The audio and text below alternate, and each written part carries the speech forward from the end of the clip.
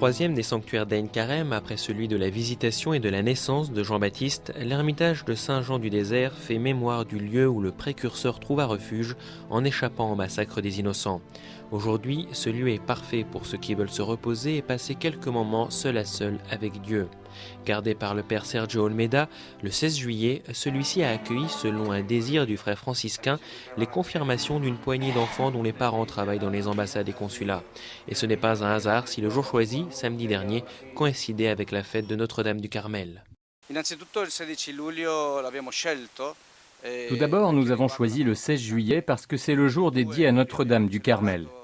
Le 2 juillet, nous avons célébré les premières communions d'enfants dont les parents, de langue espagnole, travaillent en Israël et avec l'autorité palestinienne.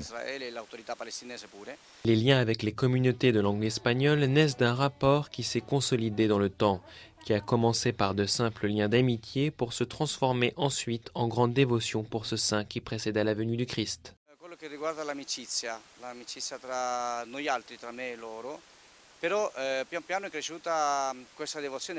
Tout a commencé par une amitié entre eux et moi. Puis, peu à peu, cette dévotion à Saint Jean-Baptiste a grandi. Nous avons voulu faire connaître, et c'est le but que nous visons ici dans ce sanctuaire, faire grandir la dévotion à Saint Jean-Baptiste.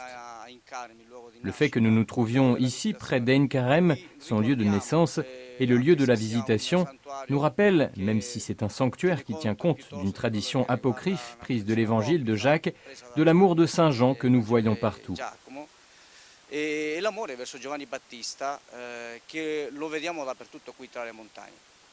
La custodie de Terre Sainte acheta le monastère de Saint-Jean le 10 novembre 1911 au patriarcat latin qu'il avait lui-même acheté vers 1850. Aujourd'hui, il fête son centenaire et se trouve au milieu d'un kibboutz, même si les rapports avec les Israéliens restent excellents. Le père Sergio nous raconte comment cette condition fut aussi une occasion de rapprochement, pas seulement physique, avec leurs voisins.